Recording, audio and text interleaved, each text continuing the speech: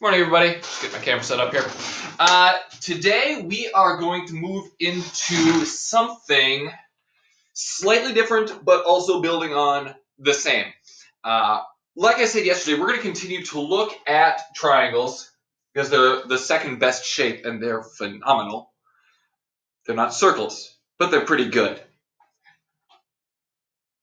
I'm assuming you're all laughing at me. I don't actually know. It's like watching The Daily Show without a laugh track. It's weird. But I know I'm hilarious. And I don't tell my jokes for you anyway. I do them for myself. All right. Anyway, triangles. The second best shape. This is not my good marker. But we've got this triangle right here. A very fancy triangle. It's a right triangle.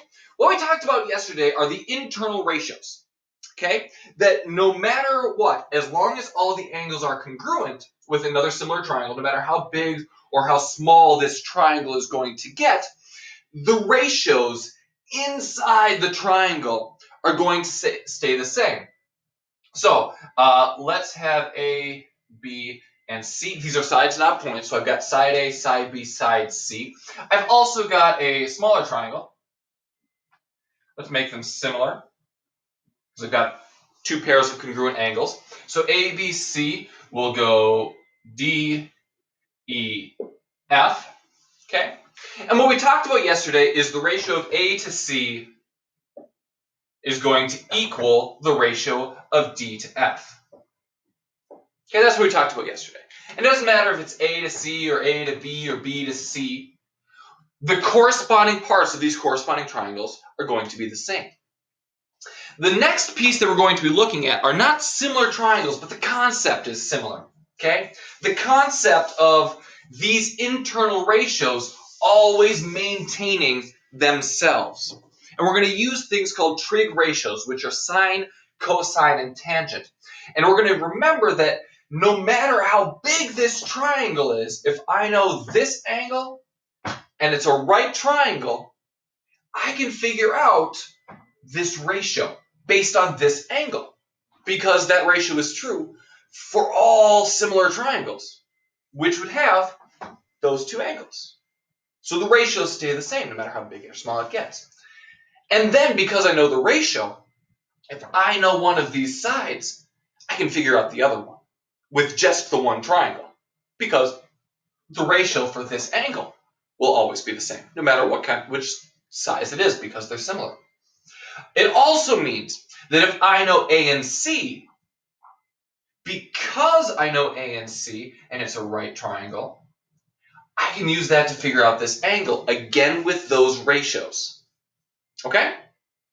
So, here's what I want to focus on today. And it means that we have to take a step back, because there's one little piece of information that I want to make sure that we've really got down before we jump into sine, cosine, tangent too much. Okay? And if you're working on this stuff, this means that you should, at this point, be able to identify the corresponding pieces of similar triangles.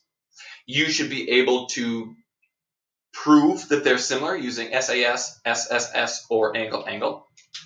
And you should also be able to calculate internal ratios. Okay? So if you can do those three things, we need to step back and add a fourth little piece before we really jump into the trig stuff. Okay?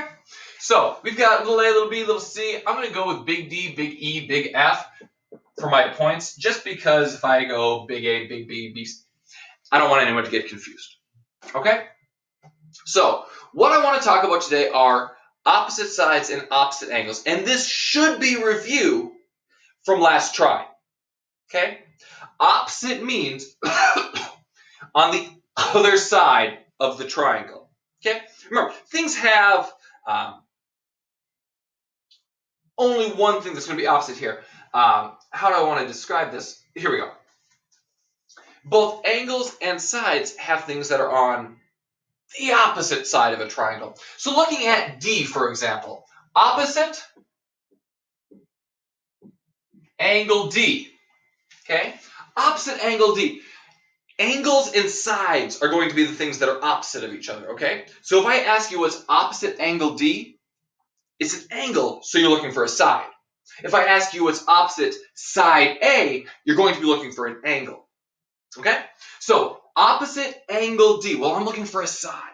And it's going to be the side that's on the opposite side of a triangle, so it's going to be side C. Why did I write S? That's embarrassing. And I'm not even going to edit that.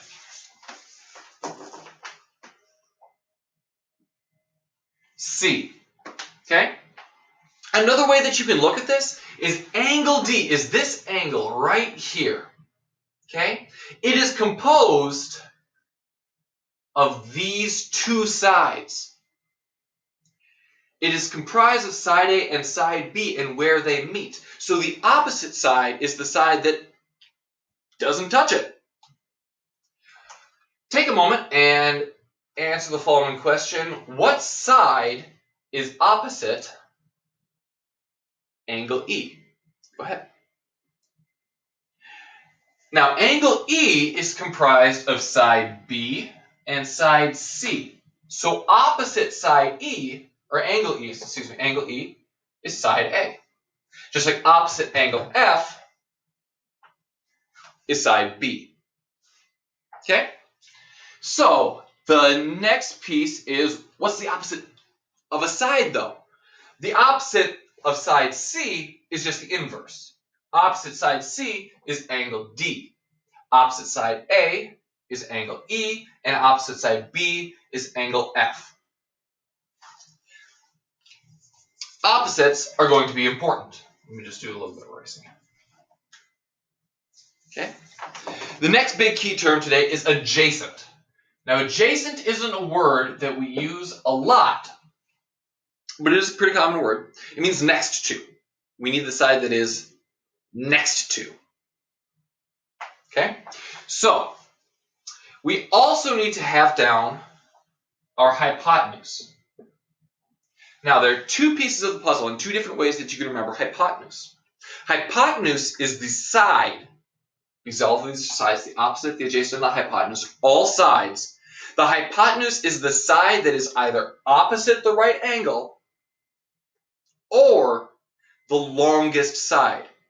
Because the longest side will always be opposite the right angle. Because you can't have another angle bigger than 90 degrees. And if you remember, the bigger the angle, the bigger the opposite side. Okay? So we need hypotenuse and adjacent. So our hypotenuse for this triangle is B. Side B. And that will always be true, no matter what we're talking about. Okay? So the hypotenuse for this triangle is always B. So we know what opposite angle D is. Let's talk about what's adjacent to angle D. Now I said that adjacent means next to. What's next to angle D? And why that is a little tricky sometimes is because what's next to angle D, well, side A and side B are both next to angle D. Well, that's a pickle. How do we know which one? B is our hypotenuse. The hypotenuse is never your adjacent side. Your adjacent side is your other option. So the adjacent side for D will be side A. Okay? What side is adjacent to angle E? Well, like D, we've got two options, B and C. But if you remember, side B is my hypotenuse, and my hypotenuse cannot be my adjacent side. So C is adjacent to E. So really quickly, let me do a sum up. These are the three pieces relative to angle D. Let me write down the three pieces important to or relative to angle E. So opposite angle E, opposite angle E is A. Adjacent to angle E, adjacent to angle E is side C. The hypotenuse relative to angle E is B. So an important thing to notice here is my opposite and my adjacent for these two flipped. Which one is adjacent, which one opposite? Will flip, because now I'm on the other side of the triangle. Okay, right now I'm adjacent to my whiteboard. I'm on the opposite side of my bookshelf. But if I go stand on the other side of my room, now I'm adjacent to my bookshelf and opposite my whiteboard. So that makes sense. We've gone to the other side of the triangles. What's next to us and what's on the opposite side should flip. But regardless whether I'm on this side of the triangle or that side of the triangle, the hypotenuse does not change. The hypotenuse is always opposite the right angle or my longest side. Just like it doesn't matter whether I'm standing on that side of the room or this side of the room, I'm still next to this wall on both sides. That wall doesn't change. That's always next to me, okay? So I'm going to give you one more triangle to try this stuff, and then you'll be good to go. Let me erase everything. Oh, one more point while I'm erasing and not looking at you, which feels rude. Everything that we're going to be looking at with these ratios, first of all, is another skill set because we're working towards sine, cosine, tangent, the trig ratios, as opposed to dealing with similar size. So it's a step back because we're technically working on a different skill. Okay, but these will all be right triangles. So all of them will be right triangles, which will make things a little easier for us. Okay, so let me give you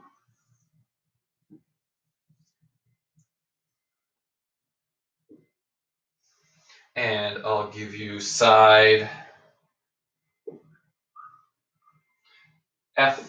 FOX and points M, S, N. That's an M, just not a very good one. Write down opposite of angle N, opposite angle S, adjacent angle N, adjacent angle S, and then what is my hypotenuse? Take a moment. There are going to be 5 questions. Question 1, question 2, question 3, question 4, question 5. All right, here we go for all 5 of these. Opposite angle N, looking at angle N, which is right here, we want the opposite side of the triangle, so that'll be side F. F is also the only side that doesn't have anything to do with making angle N. Opposite angle S, however, will be angle or side O. Adjacent to angle N is going to be O because it's next to it, and X is our hypotenuse. Adjacent to angle S will be side F, and my hypotenuse is X. So lesson video is a little bit longer than I had hoped for today, but we need to have this stuff down as well as keeping those ratios in mind as we go forward with trig ratios. Work on the homework. I'll be around in the Google Classroom. Schedule appointments if you need them.